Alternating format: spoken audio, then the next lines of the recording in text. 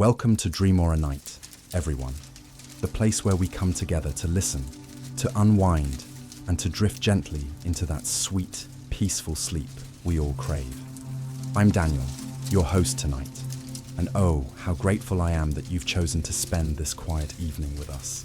Thank you so much for being here. Can you believe we're about to fall head first into the wild, heartbreaking, jaw-dropping world of Greek mythology tonight? I'm already getting chills just thinking about it. Wherever you are right now, curled up on the couch, driving under a starry sky, or hiding under the blankets with headphones, drop me a quick comment and tell me where in the world you're listening from, okay? I love knowing you're out there with me. All right, lights low, blanket up to your chin, deep breath. Here we go. Picture this. In the very beginning, before anything you've ever loved even had a name, there was no Mount Olympus glowing in the clouds, no blue oceans, no green earth under your feet, no sky full of stars to wish on. Nothing, only chaos. And I mean real chaos, not the cute messy room kind, but a huge, yawning, terrifying void that just existed. A gaping nothingness that swallowed every idea of up or down, left or right. It wasn't evil, it wasn't good, it wasn't even neutral. It simply was. And honestly, that emptiness is kind of haunting when you really stop to feel it, isn't it? But then, thank the stars, from that terrifying nothing, the very first flickers of something started to stir. Out of the dark came Gaia, our gorgeous, patient, unbreakable Earth Mother herself. Can you imagine her rising up, solid and warm and alive? Then Tartarus, this deep, dreadful abyss, hiding way down beneath everything, so dark it makes your soul shiver. And then Eros, yes, love itself, raw, pulsing desire, showed up as one of the very first forces in the universe. How beautiful is that? Love was there before the gods we know, before thunder or lightning or heartbreak, binding everything that would ever be created. These weren't gods yet, not really. They were the raw truths of existence, wearing the very first shapes. And then, because the universe apparently loves drama, night decided to make an entrance. Nyx, draped in shadows so thick that even chaos itself stepped back like, whoa, lady. She was followed by Erebus, the living darkness of the underworld. Creepy, right? And together, in that heavy primordial silence, they gave birth to ether, the pure, crystal-clear air the gods would one day breathe, and Hemera, the bright, shining day. From the very start, day was doomed, or maybe blessed, to chase her mother night across the sky forever. Doesn't that just break your heart a little? Every sunrise, every sunset, it's a mother and daughter locked in an eternal, gentle pursuit. That's how night and day began. Not some boring scientific explanation, but a cosmic family chasing each other across the heavens. Tell me that's not the most beautiful thing you've heard all week. Now Gaia, our fierce Earth Mama, wasn't about to just sit there. She was patient, yes, but oh so fertile, and from her own living body she gave birth to Uranus, the endless star-drenched sky. He was her son, and her lover. Yeah, I know, the family tree is already a hot mess, but stay with me. When Uranus stretched himself over her like a glittering dome, the world finally had shape for the first time. A vast, endless plain of Earth cradled beneath a bowl of sparkling sky. And Gaia didn't stop there. Girl was on a roll. She birthed the wild, jagged mountains that scraped the clouds, and Pontus, the untamed sea that roared and surged with its own fierce personality, long before any sailor ever dared to cross it. Together, Earth and sky became the original power couple, the first great romance of the universe. And from their embrace exploded the Titans, 12 colossal elemental siblings who would rule everything long before Zeus and his crew ever showed up. 12 of them, 6 brothers and 6 sisters, each one larger than life and dripping with raw power. Let me introduce you real quick, because these names are about to become very important. The boys, Oceanus, the mighty river that wraps the whole world like a hug. Hyperion, literally the Lord of Light. Can you even handle that title? Curse, the titan of intelligence and questioning. Creus, master of the constellations. Iapetus, ancestor of humankind. Hey, that's us. And finally Cronus, the youngest, the sneakiest, the one with the cold glint in his eye that says, I'm going places, and nobody better get in my way. The girls were no less stunning. Theia, radiant mother of the sun and moon. Talk about a glow-up. Rhea, gentle and strong, who would one day become the mother of the Olympian gods. Thamis, the living embodiment of divine law and justice. Mnemosyne, memory herself. Every story you've ever loved lives because of her. Phoebe, the glowing prophetic one. And Tethys, the nurturing sea who raised countless rivers and springs like her own children. But Gaia wasn't done yet. Oh no, she had more surprises in that endless womb of hers. She also gave birth to absolute nightmares. First the Cyclopes, Brontes, Steropes, and Argus. 3 brothers with a single blazing eye in the center of each forehead. Smiths so strong they could forge lightning itself, and laughed at every god and giant who dared cross them. Then came the Hecaton Kyries, the 100-handers, Cottus, Briareus, and Gyges. Each one a walking earthquake with 50 heads and 100 arms that could rip the world apart when they got mad. Can you even picture something that terrifying? I get goosebumps just saying their names. And Uranus, the big, beautiful sky daddy. He took one look at these monstrous kids and freaked out. Ashamed, terrified, he did the cruelest thing imaginable. He shoved them right back into Gaia's womb, back into the suffocating depths of the earth, and sealed them inside like they were trash. Can you feel Gaia's pain? The mother who had carried them, loved them, now forced to carry them again as prisoners. Every breath she took was agony, every heartbeat crushed beneath their weight and her grief. The proud, nurturing earth groaned in torment, and in that unbearable suffering, something dark and unstoppable woke up inside her. Revenge started whispering, because every single night Uranus would come down, wrap the sky around the earth like a suffocating blanket, and force himself on her again and again, completely blind to the tears of the world beneath him. How much can a mother take? How many betrayals before something snaps? Finally, Gaia reached her breaking point, and girl, when Mama Earth is done, she is done. From her own flesh, she shaped a weapon nobody had ever seen before. A jagged, merciless sickle made of flint, sharp as truth, cold as vengeance. She marched to her Titan sons and basically screamed, "Your father has wronged me in ways I can't even describe. He's imprisoned your brothers. He's silenced the womb that gave you life. Which one of you is brave enough to stand with me?" Silence. One by one, the older brothers looked away, scared of Daddy's wrath. But then, Cronus, the baby of the family, the quiet one with the calculating eyes, stepped forward. "I'll do it, Mom," he said, voice steady as stone. "Hand me the blade." Oh my God, can you feel the tension? The youngest son choosing to raise his hand against the sky itself, so Gaia laid the trap. She waited until Uranus descended that night, spreading himself over her like always. And out of the shadows, bam, Cronus lunged. One swing of that flint sickle, one blood-curdling scream that shook the heavens, and Uranus was castrated. Yes, you heard that right. The sky bled. Cronus flung the severed pieces into the sea, and from that foaming crimson wave rose the most beautiful, most dangerous goddess the world would ever know. Aphrodite, born from violence and desire, stepping onto the shore at Cyprus like she owned the place. Because honestly, she kind of did. But the blood that dripped onto the earth, it birthed nightmares. The Furies, winged women with snakes for hair who would hunt down anyone who broke an oath or spilled family blood. The Giants, massive warriors destined to war against the gods.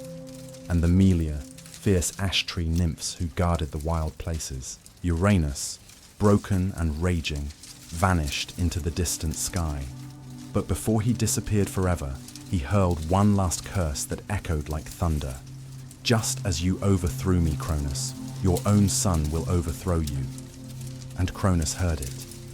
He heard it deep in his bones. That curse planted the first seed of paranoia that would rot everything. So Cronus seized the throne, wrapped himself in power, and immediately started looking over his shoulder. The age of the Sky King was over, and the age of the Titans began. But already, friends, can you feel it? The next storm was gathering, dark and hungry, right inside Cronus's own heart. With Uranus gone, the sky lifted, and for the first time the earth could breathe. The Titans stood tall and free. Cronus, the clever one, the one who dared, claimed absolute rule. He wasn't cruel like his father, at least not yet, but he was terrified. That hidden sickle, he buried it deep or threw it into the sea, trying to forget the blood on his hands. But you can't outrun prophecy, can you? He married his sister Rhea, beautiful, gentle Rhea, who deserved so much better. Together they ruled the Golden Age, the most perfect time humanity would ever know. Mortals lived like gods. No pain, no winter, no war, fruit falling into your hands without lifting a finger. Justice walked invisible among people, and nobody even needed doors, because trust was everywhere. Sounds like paradise, right? But paradise built on fear never lasts, because every time Rhea's belly swelled with a new baby, Cronus heard his father's dying curse ringing in his ears. And one by one, Hestia, Demeter, Hera, Hades, Poseidon. The second he cradled those tiny, perfect Olympians in his arms, he opened his mouth and swallowed them alive. Can you imagine Rhea's screams? 5 times she gave birth. 5 times her babies were stolen and imprisoned inside their own father. 5 times her heart shattered while Cronus told her, "It's necessary, my love. I won't let prophecy take my throne." Necessary? Necessary? The horror of it still makes my chest hurt, but Rhea wasn't broken yet. When the 6th child quickened inside her, something fierce ignited in the mother's heart. This time she ran. She fled to Crete, hid in a sacred cave, and there, surrounded by whispering nymphs and the scent of wild herbs, she gave birth to Zeus. And the second he let out his first cry, the mountains trembled, because destiny had finally arrived wearing a baby's face. To save him, Rhea wrapped a stone in swaddling clothes and handed it to Cronus with tears in her eyes. And he, paranoid, power-drunk Cronus, swallowed it without a second thought. Meanwhile, little Zeus was hidden away, nursed on divine milk, guarded by warriors who clashed their shields to cover the sound of a baby who would one day tear the whole world apart. Friends, can you feel what's coming? The Golden Age is about to shatter. The swallowed children are growing in the dark. And somewhere high on a mountain in Crete, a pair of storm-grey baby eyes just opened. Eyes that will one day look down from Olympus and dare to challenge the heavens themselves. The storm is coming, and oh, it's going to be glorious. Oh my God, can you even imagine the heartbreak Rhea carried in her chest every single day? 5 times, 5 precious times, she felt that miraculous kick inside her, held those tiny, perfect babies against her heart for just a moment, and then watched her own husband, her brother, the man she loved, open his jaws like some kind of monster and swallow them whole. Hestia, Demeter, Hera, Hades, Poseidon, gone. Just gone. She begged, she screamed, she clawed at his arms, but Cronus only looked at her with those cold, terrified eyes and muttered the same thing over and over. "It's necessary, Rhea. I won't end up like our father. The throne has to be protected. Necessary. Tell that to a mother whose arms are suddenly empty again and again and again." The pain must have been unbearable, like someone ripping her soul out piece by piece. And every tear she shed, it didn't change a thing.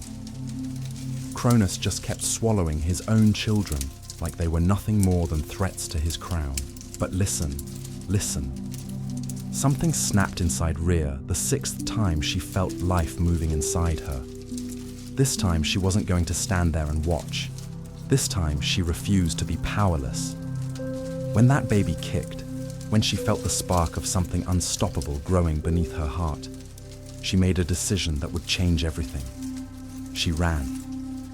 She fled across the wine-dark sea to the wild, sacred island of Crete, where the mountains kiss the clouds and secret caves yawn open like the earth itself is ready to hide her child. And there, surrounded by gentle shepherds and laughing nymphs who swore to protect her secret, Rhea gave birth to Zeus. And friends, the second that baby drew breath, the whole island knew the world had just shifted. His very first cry rattled the ancient olive trees. His tiny little eyes snapped open before he even took his first gulp of air, and when his perfect fingers wrapped around his mother's, he squeezed with a strength that said, "I was born for this." Rhea looked at him and knew, she knew, this one was different. This one was going to tear the heavens apart. To fool Cronus, she did the bravest, most heartbreaking thing a mother could do. She wrapped a stone in swaddling clothes, the same soft blankets that should have cradled her real baby, and walked back to that monster with shaking hands and tears streaming down her face. And Cronus, paranoid, greedy Cronus, snatched it up and swallowed it whole without even looking. He actually thought he'd won again. Can you believe the arrogance? Meanwhile, baby Zeus was whisked away to the hidden slopes of Mount Ida, raised in the deepest, most secret cave you can imagine. The Curetes, those fierce, dancing warriors, clanged their shields and stomped their feet every single time he cried, so Cronus would never hear him from his distant throne. And sweet Amalthea, the divine goat with honey-sweet milk, nursed him until his little body thrummed with power that could one day shatter mountains. Every drop of that milk was pure strength, pure destiny. Up there in the thin, pine-scented air, where the wind itself seemed to whisper secrets older than time, Zeus grew wild and strong and wise. No fancy tutors, no golden palaces, just the hush of the mountain peaks, the crackle of nighttime fires, and the hushed stories his guardians told about the swallowed siblings waiting in the dark. He learned to listen to the earth the way other kids learn to walk, and every night he drank more of Amalthea's milk, growing taller, fiercer, hungrier for the justice he didn't even have a name for yet. One day, nobody knows if it was accident or fate, her horn broke off in his tiny hands, and from that broken horn poured the very first cornucopia, an endless flood of fruit and grain and golden plenty. When Amalthea finally died, Zeus, tears in his eyes, took her hide and flung it up into the night sky, where it still shines today as the constellation Capricorn. A forever thank you to the creature who raised a king. But Zeus wasn't meant to stay a gentle mountain boy forever. No way. The blood in his veins was electric with rebellion, and down in the deepest heart of the earth, Gaia was waking up again. She hadn't forgotten what Cronus did to her monstrous sons, to the Cyclops and Hundred-Handers he kept chained in Tartarus out of pure terror. Her vengeance had only been sleeping, and now she had a grandson strong enough to finish what she started all those centuries ago. Night after night, she whispered into his dreams, ancient gravelly words that tasted like stone and starlight, telling him who he really was, what had been stolen from his brothers and sisters, what he had to do. And in the daylight, she guided his steps until he found Metis, the shimmering titaness of wisdom herself, clever and far-seeing and ready to bet everything on this storm-eyed boy. Together, because taking down the King of Time takes more than muscles, they hatched a plan so devious it makes me grin just thinking about it. Zeus disguised himself as a humble cupbearer. Can you picture the future king of gods pouring wine for the monster who ate his family, and slipped Cronus a drink laced with Metis' special potion? It looked innocent, smelled like honey, but oh boy. One sip, and Cronus' stomach turned itself inside out. With a roar that shook the pillars of the earth, he vomited up every single child he had swallowed, only now they weren't helpless babies anymore. They stepped out full-grown, radiant, furious, and ready for war. First came gentle Hestia, glowing like hearthfire. Then Demeter, smelling of ripe wheat and summer. Then Hera, eyes flashing with royal pride. Then Hades, dark and silent and terrifying. and finally Poseidon, dripping salt water and shaking the ground with every step. 6 immortal siblings, standing together for the very first time, staring at the throne that had tried to erase them. You could feel the air crackle. They remembered everything, and they were not going to forgive. Of course, Cronus still had his loyal titans rallying around him on Mount Othrys. Oceanus stayed out of it, too ancient and wise for family drama. But the others grabbed their weapons and prepared for the fight of their lives. And that, my friends, is when the Titanomachy exploded across the heavens. 10 straight years of pure chaos. Mountains crumbling, oceans boiling, the sky itself screaming. Zeus and his siblings claimed Mount Olympus as their fortress. And every day the clashes grew louder, deadlier, more desperate. Lightning split the clouds. Tidal waves swallowed entire islands. Volcanoes erupted in rivers of fire. It felt like the whole world was coming undone. And honestly, it kind of was. 10 years. 10 endless, bloody years, and neither side could win. The Olympians were younger, fiercer, but the Titans were ancient and relentless. Until Gaia, bless that unstoppable grandmother, leaned in close to Zeus one more time and said, "Sweetheart, you're never going to win without your uncles." And Zeus, heart-pounding, realized exactly what he had to do. He marched his siblings straight down into the blackest pit of Tartarus, past horrors you can't even imagine, and smashed open the chains that had held the Cyclopes and Hecatonchires for centuries. The second those gates cracked, the roar that came out shook the foundations of reality. The Cyclopes, tears of joy in their single blazing eyes, ran straight to their forges and crafted gifts that would change everything. For Zeus, the thunderbolt that could tear the sky itself. For Poseidon, the trident that commands every drop of water on earth. For Hades, the helm of darkness that makes even the king of the dead invisible. And the 100-handers. They didn't need weapons. They just flexed those 500 arms and grinned like the apocalypse had finally come to play. With those allies, the war turned in a heartbeat. Mountains flew through the air like baseballs.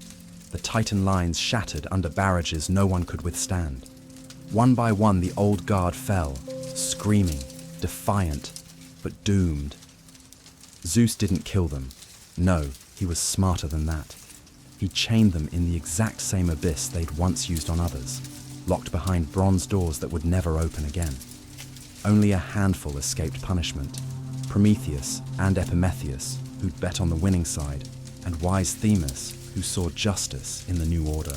When the smoke finally cleared and the sky turned blue again, Zeus stood on the ruins of the old world, thunderbolt in hand, and claimed the throne that had cost so much blood. But even as the cheers echoed across Olympus, that old curse still whispered in the wind. Power once taken has to be guarded forever, because no crown, no matter how brightly it shines, is ever truly safe. The war was over, the Titans were imprisoned, and the groans of the defeated faded into the abyss. But winning the battle is one thing, ruling the aftermath, that's a whole different kind of terrifying. The world was scarred and wild and buzzing with untamed power, and Zeus knew one god alone could never hold it together.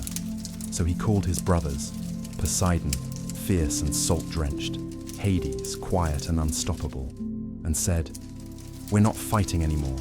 We're dividing the world fair and square." And because even gods respect fate, they cast lots, actual sacred dice thrown across the floor of creation. When the dust settled, Zeus drew the sky, the vast endless blue, the storms, the eagles, the very breath of heaven.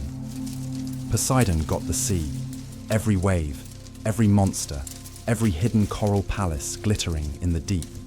And Hades, quiet, solemn Hades, drew the underworld, the realm of shades and riches and everything that lies beneath. The earth herself stayed shared, a common ground where gods and mortals would keep crossing paths and making trouble.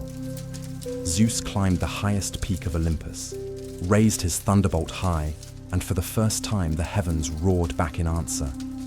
A new age had begun, but if you listened closely on the wind that day, you could still hear Cronus's curse laughing in the distance. Because every king, even the king of gods, knows deep down that the throne is never, ever safe forever. And that, my friends, is only the beginning of the storm. Oh my gosh, can we just pause for a second and talk about Hades? Everyone always paints him as the scary guy in black, but listen to this. When the sacred lots were cast and the underworld fell to him, he didn't throw a tantrum, he didn't whine, he didn't beg Zeus for a recount. No, Hades just looked into that endless darkness, squared his shoulders, and accepted it with this quiet, unshakable dignity that honestly makes my heart ache. Most gods would have seen it as punishment, the land where the sun never shines, where everything is shadow and silence. But Hades, he stepped down there and made it his kingdom. He became the stern, fair judge of every soul that ever lived, the guardian of every diamond, every vein of gold, every secret the earth ever swallowed. Mortals trembled to even whisper his name. They called him Pluton, the rich one, just to stay on his good side. But the truth, he never once broke the laws he swore to uphold. That's not a villain, friends. That's the most honorable king you'll never meet. And every time someone says Hades, like it's a curse word, I want to shout, he got the short straw and turned it into justice. Doesn't that just blow your mind? And the earth herself, sweet, scarred, beautiful Gaia, stayed neutral ground.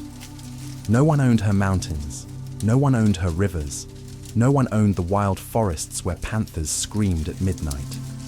She belonged to everyone and no one, a place where gods could slip down in disguise and mortals could accidentally lock eyes with immortality. It was the ultimate in-between, the breathing space where all the best and worst stories would happen. Can you feel the magic in that? The danger, the possibility. So the cosmos finally had order. Sky for Zeus, sea for Poseidon, underworld for Hades, and the living earth shared like a giant, messy family kitchen. The three brothers, still scarred from swallowing and being swallowed, looked each other in the eye and swore the most solemn oath any god ever made. No more war between us. Not ever. Because if they turned on each other again, the whole world would crack like an egg. They shook on it, built their thrones, called their followers, and for one shining moment, peace. Then Zeus threw open the cloud gates of Mount Olympus and called every god, new and old, to the most breathtaking council the world had ever seen. And oh my gosh, if you could have been there. Picture the golden light pouring across marble floors that float in the sky, the air itself humming with power. There stood Hera at Zeus's right hand, proud, regal, eyes like winter lightning, daring anyone to forget she's queen. Demeter, smelling of warm bread and summer fields, smiling softly but ready to starve the world if anyone hurt her daughter again. Gentle Hestia, quiet as candle flame, tending the sacred hearth that keeps every home on earth alive. And then the younger ones started arriving, each more dazzling than the last. Athena literally burst out of Zeus's skull. Yes, you heard that right. Fully grown, armor gleaming, spear raised, shouting a war cry that rattled the heavens. Apollo, golden and laughing, with a lyre that made the stars lean closer to listen. Artemis, silver as moonlight, already stringing her bow and glaring at any brother who looked at her wrong. Ares stomping in covered in blood and grinning like chaos is his favorite song. Hephaestus limping but unstoppable, sparks flying from his hammer with every step. Aphrodite stepping out of a seashell like the world was made just to deserve her beauty. And Hermes, mischief personified, zipping in on winged sandals, probably already planning to steal something before dessert. This wasn't just a court, guys. This was the coolest, most terrifying, most breathtaking family reunion of all time. And they called it Olympus. But here's the thing. Nobody says out loud, peace among gods. That never lasts long, does it? They're too big, too passionate, too human in all the worst and best ways. Pride flares up like wildfire. Love hits like lightning. Jealousy festers like an open wound. And down on the earth, mortals were starting to wake up, building fires, telling stories, looking up at the stars and daring to dream. The heavens had been won, yes, but peace when gods sit the throne. That's like asking a thunderstorm to stay quiet when the last echoes of the Titan War finally faded and sunlight poured over a scarred but healing world. Olympus transformed into the most dazzling palace you could never even imagine. Forget the cold, stormy heights of Mount Othrys where the Titans used to brood. Olympus was higher, brighter, wrapped in eternal clouds and golden light. It wasn't just a mountain, it was the place where the sky kisses the earth and says, "Here, the rules change." Mortals looked up and saw only mist. Gods stepped through and found home. There were no roads, no gates, no guards, because who would dare? The air itself was the boundary, too thin, too pure for human lungs. No storms ever touched it, no snow ever fell, nothing ever decayed. Halls of swirling marble and living clouds stretched forever, ceilings painted with moving starlight, corridors wide enough for eagles to soar through. You could walk for days and never find an end. And everywhere, the gods walked in their true forms, taller than redwoods, brighter than suns, more alive than anything that has ever drawn breath down here. At the very top sat Zeus on a throne carved from storm clouds and thunder, the Cyclopes thunderbolt resting across his lap like a promise and a threat. His voice rolled like distant thunder that makes your chest vibrate. His eyes, oh those eyes, saw past tomorrow and yesterday at the same time. But even the king of everything didn't rule alone. Hera stood beside him. Not behind him, never behind him. Crowned in starlight and fury, goddess of marriage and queens, and every woman who has ever been wronged. Cross her at your peril, because she remembers everything. Demeter wandered in and out, barefoot on the clouds, leaving trails of green wherever she stepped, ready to bless the harvest or burn it all down if her daughter was ever hurt again. Hestia, quiet, steady, perfect Hestia, kept the central flame alive, the one that warms every mortal hearth on earth at the exact same moment. One flame, billions of homes. How does that not give you chills? Then the younger generation started showing up, and honestly, the drama got delicious. Athena, born from Zeus's own headache, talk about a dramatic entrance, stepped out in full armor, owl on her shoulder, already planning battles in cities and libraries.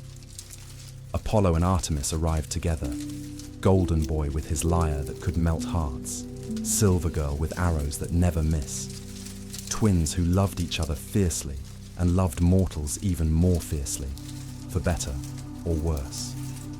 Ares crashed the party covered in someone else's blood, laughing like war is the best game ever invented. Hephaestus limped in quietly, but every step rang with the promise of miracles forged in fire. Aphrodite floated in on a cloud of perfume and danger, and every god in the room suddenly forgot how to breathe. And Hermes, he probably pickpocketed half the council before anyone noticed he'd arrived. This was the crew. This was the family. Flawed, radiant, jealous, generous, terrifying, magnificent. They argued over dinner, fell in love across enemy lines, held grudges for centuries, and shaped the world every single time they sneezed. And from their glittering, impossible home above the clouds, they watched the mortals below start to stir, start to build, start to dream, start to reach for the stars. Because down on the green, wild earth, long before marble cities or temples or written prayers, there were no humans yet. Just endless forests, roaring rivers, mountains that touched the moon, and beasts that had never learned to fear. The gods had everything, but it was lonely at the top.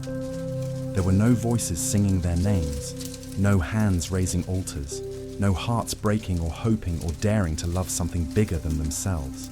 The age of the Titans was over. The age of Olympus had just begun.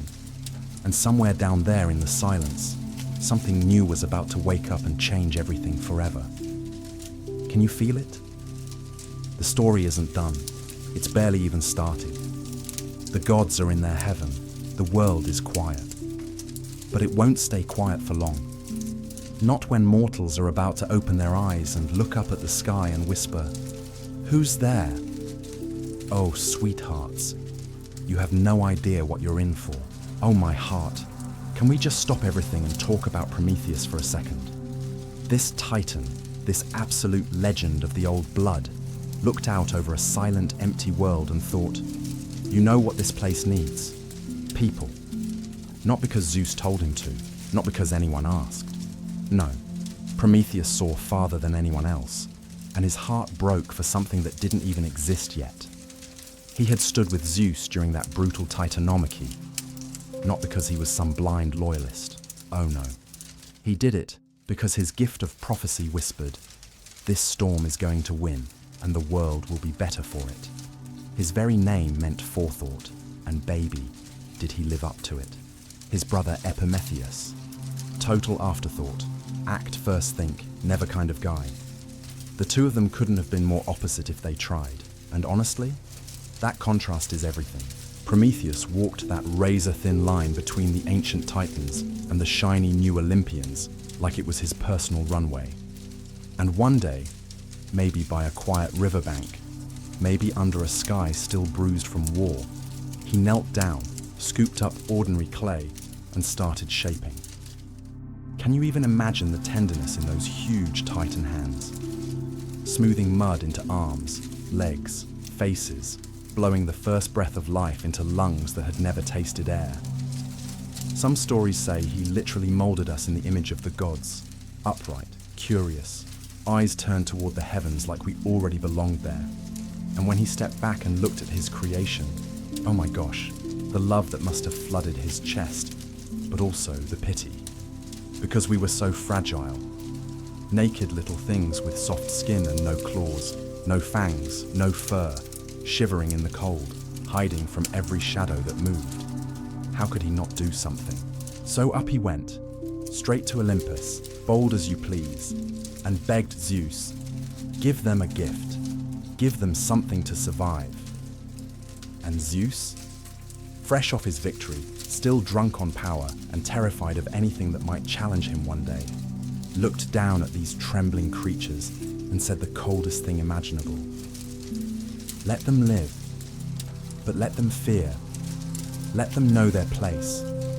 Fire belongs to the gods alone.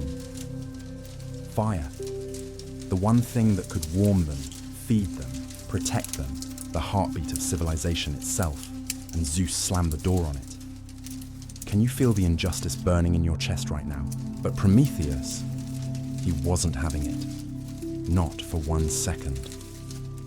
That night, while the Olympians were busy congratulating themselves, he crept into Hephaestus's forge like the ultimate rebel with a cause, stole a spark of the divine flame, hid it in a humble fennel stalk, and carried it down the starry path to us. The second he touched that fire to the first human hands, the entire world changed forever. Can you picture it? The very first campfire crackling under an ocean of stars, smoke curling up like a prayer, light pushing back the dark for the first time. With that one act, Prometheus handed us warmth, cooked food, tools, metal, stories told around glowing embers. He gave us the power to become more than animals. And yes, he gave us defiance too, because stealing fire from the gods, that's the original hold my beer moment of human history. Of course Zeus found out. Of course he did. And when the king of the gods is mad, the whole sky shakes. His rage was biblical. First he decided mankind had to suffer for accepting stolen goods, so he called all the gods together and said, make me a gift for them, the most beautiful curse you can imagine. Hephaestus, with tears in his eyes, because even he knew this was cruel, shaped the first woman from clay, breathtaking, flawless Pandora. Aphrodite breathed charm into her smile, Hermes slipped cunning into her mind, Athena draped her in silver that shimmered like moonlight on water.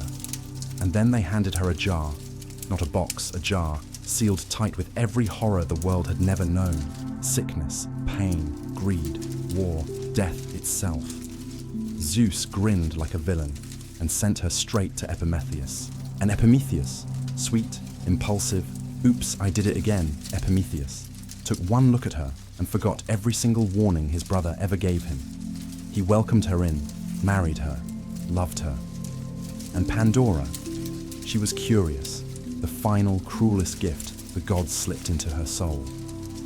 One day, she couldn't resist anymore. She cracked open that jar, and boom, every evil flew out like a swarm of hornets. Disease riding the wind, old age creeping into bones, envy poisoning hearts, war sharpening its sword. The golden age shattered in a heartbeat. Humanity went from paradise to pain in the space of one curious moment. Only one thing stayed behind in the jar when she slammed the lid shut in panic: hope. A tiny flickering thing, some say on purpose, some say by accident, but it stayed. And honestly, that's the most human part of the whole story. But Zeus wasn't done. Oh no. The real punishment was saved for the thief himself. He had Prometheus dragged to the loneliest, wind-howling mountain at the edge of the world. Some say the Caucasus, some say a peak lost to memory, and chained him there with links forged from adamantine, the unbreakable stuff of the gods themselves. Every dawn, a monstrous eagle swooped down, ripped into his belly, and ate his liver while he screamed. Every night, because he was immortal, the liver grew back, and every morning the torment began again. Day after day, year after year, century after century of agony that never ended and never could end. Can you feel the tears stinging your eyes yet? Because I'm crying just telling it. And still, Prometheus never begged, never broke, never said he was sorry. Because he knew something Zeus was desperate to hide. A secret so dangerous it kept him alive. One day, Zeus himself would fall, not to an enemy army, not to a rebellion, but to his own child, born from the wrong woman. And only Prometheus knew her name, so Zeus couldn't kill him, not yet. The king of the gods was stuck bargaining with a bleeding, defiant titan who had already won the moral victory centuries ago. While Prometheus suffered on his rock, humanity learned to live with the evils Pandora unleashed. We grew old, we fought, we wept, we buried our dead, but we also lit fires every single night and told stories about the one who loved us enough to defy heaven itself. And those stories kept hope alive. Because even though the gods sat on their golden thrones, it was us, messy, mortal, fire-stealing us, who started filling the world with beauty and heartbreak. Poets would one day look back and see not one humanity, but 5 great ages, each one a different flavor of glory and grief. First came the golden age under Cronus. Paradise, friends, actual paradise. Men lived like gods. No sickness, no old age, no hard work. Fruit fell into your lap. The earth gave freely. And when your time came, you just drifted off like falling asleep on the softest bed imaginable. Your spirit became a gentle guardian watching over the living. It was the closest we ever came to Eden, and it hurts how beautiful it was. Then Cronus fell, Zeus rose, and the Silver Age began, pretty but spoiled. These people grew huge and strong, but stayed children for 100 years, pampered, selfish, and when they finally grew up, they turned their backs on the gods completely. No temples, no offerings, just arrogance. So Zeus looked down, heartbroken and furious, and wiped them out. Their shades drifted to the underworld, forgotten and pale. Next, the Bronze Age, born from ash trees, hard as the spears they loved. These were warriors born and bred, hearts forged from the same metal as their swords. They lived for battle, died by battle, and left nothing behind but blood-soaked fields and broken shields. The gods barely blinked when they were gone, but then, oh then, the heroic age burst onto the scene like the most glorious sunrise after the darkest night. This wasn't part of the decline. This was a gift, a dazzling exception. Demigods walked the earth, children of gods and mortals, larger than life, hearts burning with impossible courage. They built cities that touched the clouds, sailed ships across wine-dark seas, fought monsters, loved fiercely, died young, and carved their names so deep into the world that we still whisper them today. This was the age of Achilles' wrath, Odysseus' cunning, Atalanta's speed, Heracles' strength. This was the age when mortals looked the gods in the eye and said, "Watch me." And the gods, they couldn't look away. The story of us wasn't over. It had only just begun to get interesting. And somewhere up on his lonely mountain, Prometheus smiled through the pain, because every campfire that flickered below him was proof. He had been right to believe in us all along. Oh my gosh, just saying their names still gives me chills. Perseus soaring on winged sandals, Heracles roaring as he holds the sky, Theseus staring down the Minotaur in the dark, Atalanta flying past every man who dared race her, Jason with his golden fleece gleaming like a promise, Hector standing on Troy's walls knowing he would die for his city, Achilles blazing like a comet that burns too bright, Odysseus clinging to his raft with salt in his eyes and hope in his heart. This was the heroic age, friends. The one dazzling flare when gods and mortals danced so close you couldn't tell where heaven ended and earth began. They fought sea monsters that swallowed ships whole, toppled tyrants, loved so fiercely it broke the world, and then, heartbreakingly, turned on each other at Troy until the very sand drank blood like wine. So many died young. So many names were forgotten by time, but not the stories, never the stories. Those lived on in songs that still make grown warriors cry, in statues that stare out with eyes full of fire, in prayers whispered by grandmothers who never even met them. A lucky few earned eternity in the Isles of the Blessed. Sun-drenched meadows beyond the edge of the world, where the wine never runs out and the laughter never fades. Can you even imagine the party waiting for them there? But nothing that beautiful lasts forever. The heroic age burned like a shooting star, glorious, blinding, gone. And when the smoke cleared, we stumbled into the Iron Age. The one Hesiod looked around at and basically said, "Yeah, this is ours." And honestly, it hurts how true that still feels. This is the age of sore backs and empty bellies, of planting seeds in soil that fights you every inch, of watching your kids grow up in a world that feels heavier every year. Friends turn on friends, families splinter, strangers slam doors in your face, and justice. She walks with her head down now, ashamed of what she sees. Lies are cheaper than bread, oaths break faster than twigs, and the gods, if they're even watching anymore, have gone quiet. We build skyscrapers that scrape the clouds, but forget the graves of our own grandparents. We chase money and power until the forests that raised us are gone, and we still wake up empty.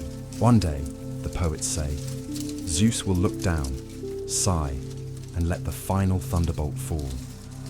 Humanity will scatter like smoke, and the experiment will be over. That's the prophecy hanging over us like a storm that never quite breaks. And yet,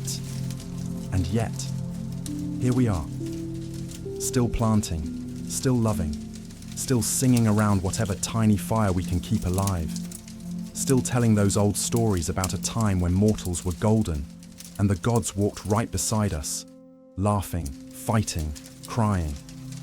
That stubborn, flickering hope, the one thing Pandora couldn't quite let go of when every horror flew out of the jar. Turns out Zeus couldn't take it from us after all. So yeah, it's the Iron Age, baby, and it's hard, and it's heavy, and it hurts. But we're still here, still hoping, still telling the tales. Good night, sweet dreamers. Keep the fire burning. The heroes are watching.